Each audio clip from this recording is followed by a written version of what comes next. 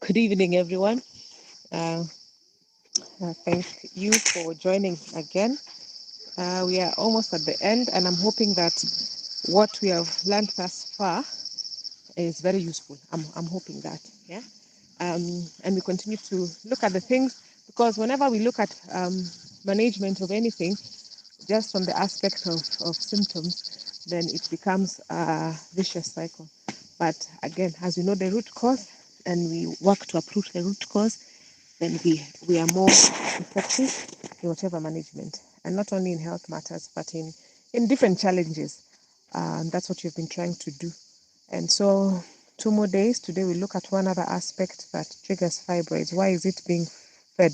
And if you've been there with us from the beginning, as I said, if you know what you now know anyway, that the 80% that is being counted as a proportion of women with fibroids in the reproductive age, by the time they reach 50, and now that I have told you already, just 20 years prior, that was not the case, then there is something that must have triggered. And again, if you are alive, that's 20 years prior. I mean, not just alive, but being able to see how things were happening then and now, even 10 years back, there are lots of differences. So it is something that has come about. There is a cause, and that's what we've been trying to identify so that people can be helped effectively.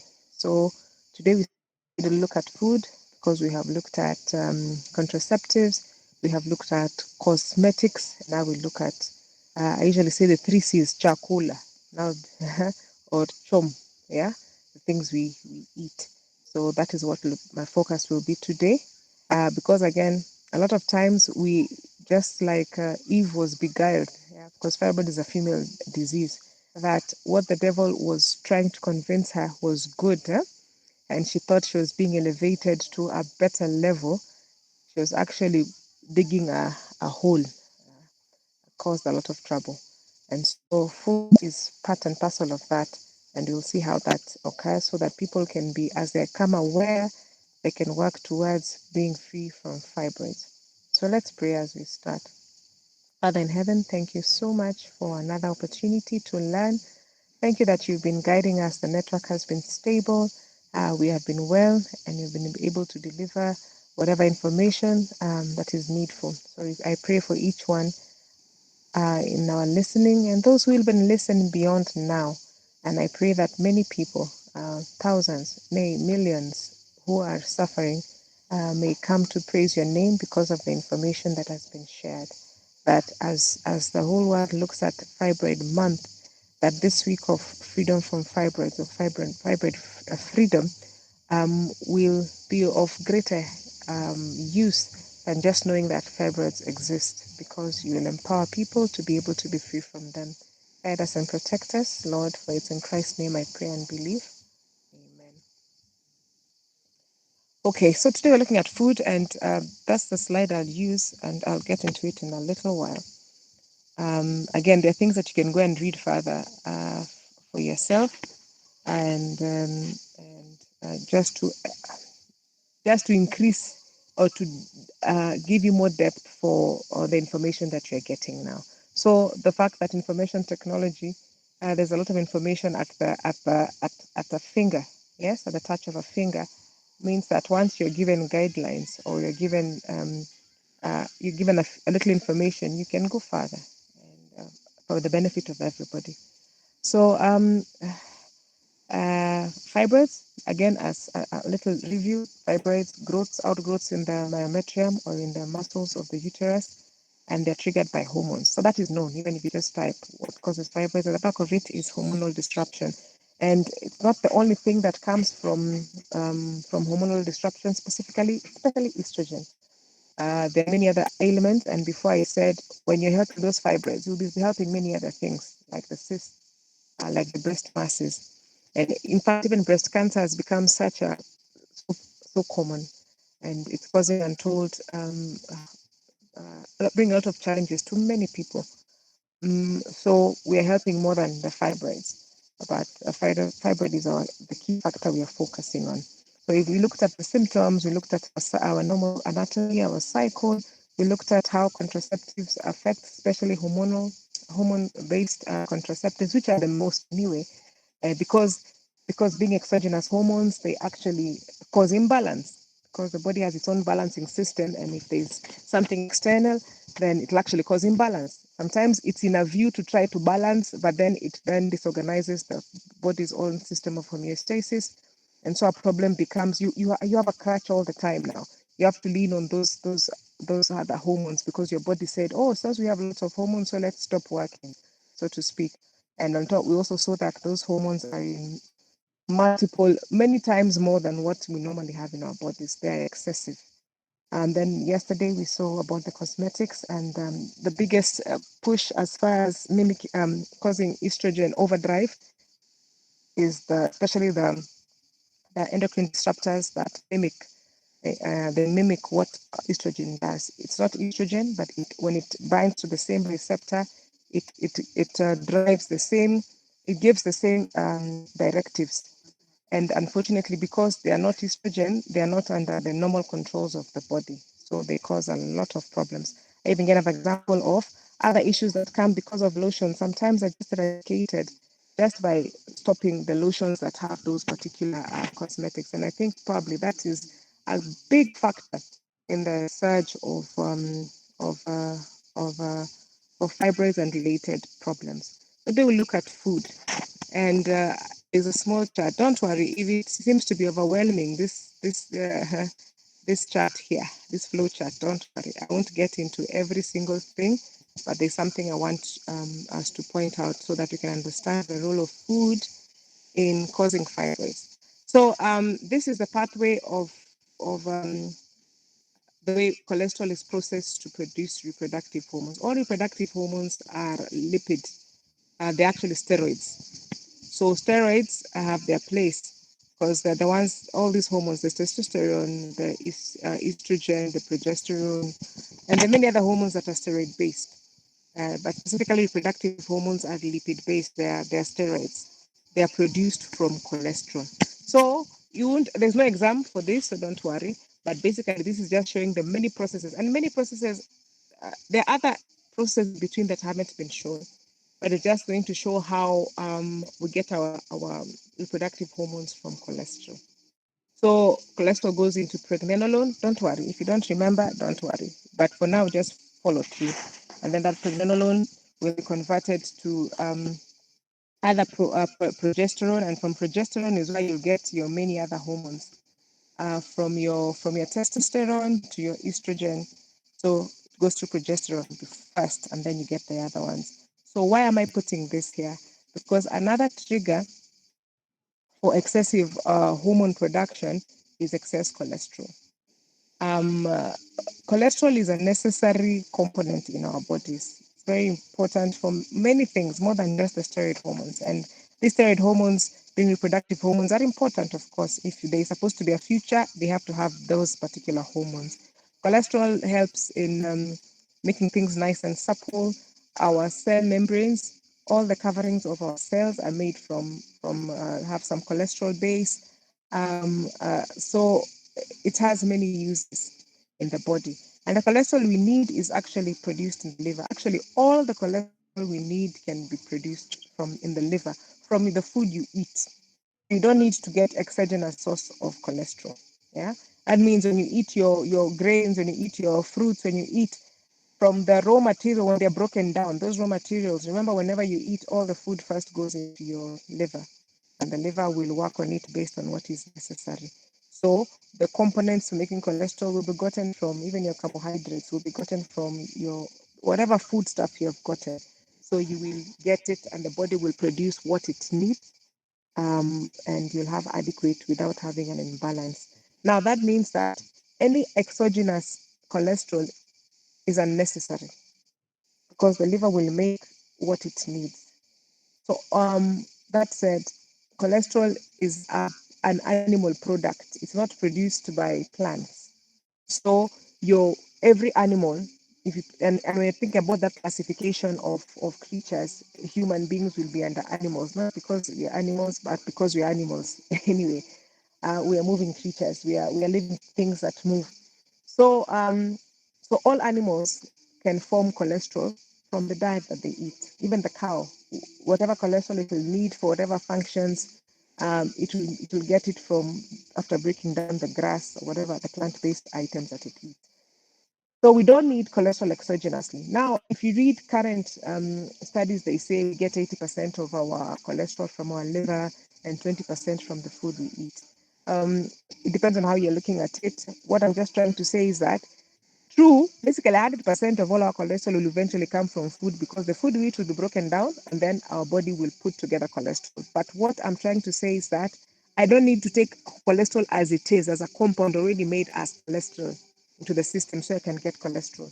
No, yeah, the liver produces all the cholesterol that you need. Now, note I said plants don't have cholesterol. And then I added that any extra cholesterol, yes, is unnecessary. In fact, a lot of times it is burdensome to the system. Why? Because when you have excess cholesterol, it has to go somewhere. And one of the places it goes to first is blood vessels. And that's why if you look at other diseases like one that is the number one killer to date, hypertension, the key driver is cholesterol. Yeah. Uh, because of as people become affluent, they want to ingest more cholesterol-laden foods. Yeah, plants, remember, don't have cholesterol. Animals have cholesterol. So you find people are eating more and more animals because they're more affluent, because the status requires them to, in their minds, to eat more cholesterol. So the body has extra cholesterol that it doesn't need. And if it stays in the blood vessels, it will cause plugging and that increases pressure. So the body will find ways to divert this cholesterol. And then that is why I put that chart before you. So one of the things it can do is okay, cholesterol is a byproduct, and not a byproduct, a precursor, a raw material for steroid hormones. So what can we do? Let's make some more hormones. Yeah, so just to divert some of this cholesterol, just divert. So you'll find that a lot of times when people are eating more of those animal products, they'll have more cholesterol, hence some of them diverted into that pathway to make more estrogen. Remember, at the end of it, we said estrogen is the problem. Estrogen in itself is not bad, but when it's in excess, then it leads to estrogen overdrive, and that leads to that. So, what am I trying to say in the long and short of it is that the diet that we talk about in the Adventist circles, the plant-based diet, not the Adventist circles, from God's word, that He's going to feed us in heaven, that He's fed us at the beginning, that some people here in between also decided to eat. Yeah, that diet will not push your body on that overdrive, because you'll just have the raw materials. The body has to make it, so it'll just make what it needs. So there'll be no overdrive of production, even of the steroid hormones, specifically the reproductive hormones. So that said, animal products as a whole, and especially if you already have the problem, something about someone who already has fibroids, we don't need any more cholesterol. So one of the things we tell, and I'll be focusing on that tomorrow again. I'll be unwrapping it more, is that go on a plant-based diet, go on a ideal diet.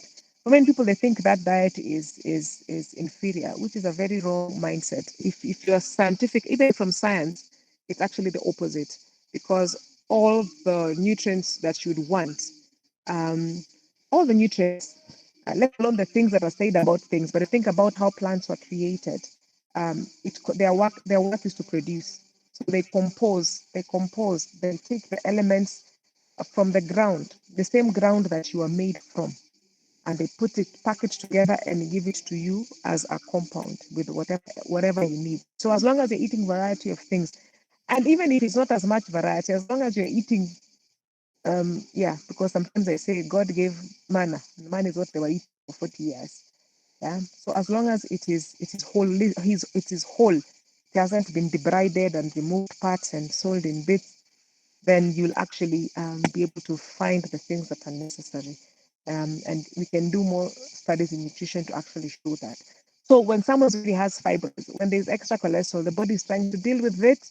And so part of the things will be diverted also to estrogen. And this estrogen is what you're trying to get rid of. And on top of that, maybe you have on contraceptives, maybe you're on cosmetics. So it becomes a triple overload of that estrogen. Now, so all animal products will have cholesterol, but there are some animal products um, that push this more, and the aspect of the hormonal issues. So let me give you an example. There are what we call the Adventist health studies, and they've been done from, I think, the 40s. They've been there for long, and just trying to showcase that the more health habits you espouse, yeah, you actually practice, the more benefits in terms of not only longevity but quality of life. And studies on what we call the blue zones were done. Maybe you've heard about the blue zones. If you haven't, just go and type. Are done by people who are not even Adventists, and they are trying to identify areas where people are living long and living better, not just living long. Because with the technology we have right now, someone can be in a coma for years, 20 years. In their death certificate, when they finally pull the tubes, they'll say he died at 100, and maybe had already been dead by 80, just because of the machines, or even dead earlier. But they're looking at people are living, were living long and healthy. And so the only blue zone in the US, which is supposedly the superpower, which is, let me say that, is looked at as the superpower, a place whereby you think it is utopia. And the only blue zone was found in Loma Linda. And in Loma Linda, there is one of the largest Adventist communities because that's where we have our the largest Adventist medical school, Loma Linda, which was actually started as a they call it the School of Medical Missionary Evangelists. So even Ellen White, her last days were around that area, and so those principles of health were part and parcel of what was being taught. Anyway, it's supposed to be like that for all in all Adventist circles. But long story short, when they did that, then they found that there are a lot of health benefits for taking plants as foods. Now, with all the studies, you probably realize, if you're an Adventist, that most Adventists who embrace a healthier lifestyle embrace what they call lacto-ovo. That means they're not eating flesh, but they're eating milk and eggs. So the Achilles heel in this study was that overall there was increased longevity, there is increased health, but one problem, one problem that was seen, very evident, was the aspect of more reproductive uh, um, health challenges, from cancer of the prostate to cancer of the ovaries to breast masses. Yes, uh, um, all that. There was no flesh, but now there was milk and eggs. I'm trying to get at something. I've said that cholesterol is found in all animal products, but there are some animal products that are more have a bigger impact than others, and that's that the same milk and eggs for a number of reasons. Now remember, fibroids are reproductive related to the uterus. So, and they're driven, the changes in the uterus and the other organs I've also talked about, the breast, the ovaries, are directed by hormones. Now, if you think about those two things that I've talked about, the lacto-ovo, it's eggs and it's milk.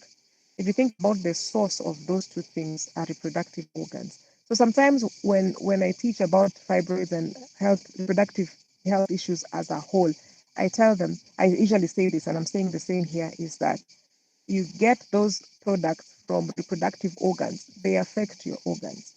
So let's just look at an example.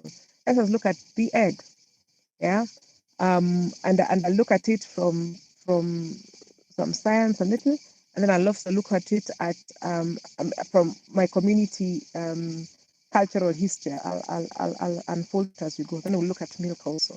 So remember, both of them are actually found from reproductive organs. Yeah, milk is from the breast, eggs are from the ovaries. Yeah, the ovaries of other animals, for that matter. The other thing about them is that they are the production of those things are driven by hormones. So when we're talking about the female cycle, we talked about the FSH, the LH, the estrogen, the progesterone, and the fine interplay between them, so that the female cycle can run,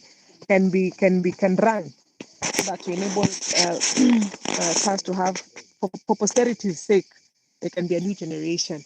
So it's the same with the animals; they have their cycles, and also hormonally induced. So think about the egg and then think about it that when I was talking about FSH, follicle stimulating hormone, and a follicle is a nest. And this hormone comes from the pituitary and it leads to the development of a follicle. The development of a follicle means in the ovary, when the baby is born, a female baby, there are numerous ova, very, very tiny, yeah. And I told you there actually a million, but by the time they reach puberty, there are hundreds of thousands. They have reduced remarkably, and of course, even in that, even hundreds of thousands, you won't get 100,000 children. It will be very difficult. It will be impossible anyway. But each month, one or sometimes two. Yes, usually it's one ovary that will release or will be stimulated by the FSH. So a follicle starts developing. Sometimes, if you're very fertile, then both. Then that's why sometimes you get fraternal twins. Both sides will have a follicle being stimulated. So it's that follicle, as we said previously. I'm just rehearsing what we said earlier so that you can get my flow. It's that follicle that will then produce, as it's growing, it's producing estrogen. And as it's becoming bigger, it's producing more estrogen. For those of us who have been there from the beginning, remember the graphs that I showed of the first half of the cycle, you have estrogen is the one that's reigning, and then the second half of the cycle, then progesterone is reigning because now we're expecting to have to be progestation, yeah, to support pregnancy because you're assuming that there's a pregnancy that has occurred. And then if it doesn't, then all those hormones reduce in quantity and then they sloughing off. And then we start again over and over. So what I'm saying is that this follicle is what produces estrogen. So the ova we have are microscopic. You cannot see to the naked eye. Even when people have their menses, you will say, oh, there is the egg. You cannot see it. Yeah. Now think about the ova, let me use that term, of the animal that you decide to ingest its egg. Yeah, it is macroscopic. Of course, it has different ways of I mean, if we start talking about the nitty gritty about viviparous or oviparous or oviviparous, yes, animals that give birth to live young ones, animals that lay eggs and then sit on them, or those ones in between. Yeah, so that happens, but still, this ova is hormonal. It has hormones. Now, if you are to extrapolate the size of the ova, microscopic one, and the size of this egg, yeah, if you to magnify times how much, what magnification, I don't know, from invisible to very visible, then imagine the amount of hormones also. So it'll affect your ova. So you're eating someone's eggs and it's affecting your eggs. That is why, and I'll use my cultural community. I remember when I was growing up, I used to wonder why my grandmother never used to eat eggs. Yeah, and then, we are being taught about women empowerment and told that food taboos are causing the girl child to be undermined, things like that. So we got into eggs are full of protein. So let's eat because we can be as strong. I don't know if it is as strong or as healthy as milk. But in the times I've been teaching about female issues, it's not only my community that eggs were discouraged or prohibited. Now, of course, in those cultural systems, they used to use couched terms to make sure you don't eat them. So some people used to think it's just a taboo. So they never used to, actually, even chicken, they never used to eat. And I used to wonder, why does she eat this nice delicacy, but they never used to eat? And also for children, they used to say, don't give eggs to children below, was it 5 years or 2 years? But young children are not allowed to eat eggs. And anyway, those taboos were done away with, or we overruled them, knowing that they had a history, yeah, probably a knowledge of how this actually affects females. So over time now, people eat eggs not only as eggs, and they're even encouraged to eat eggs. And even those who become healthier eat lots of eggs. And sometimes, because at the back of most people's minds, even when someone is transitioning into a plant-based diet, because we have been so molded and socialized to believe that animals have to be in the diet for it to be balanced. When someone has decided to be vegetarian, even if it's lacto-ovo, they will feel like compensating. So beyond the fact that this thing anyway will disrupt hormones anyway, on top of that, now saying I'm not eating meat, so let me just do enough eggs. Let me do lots of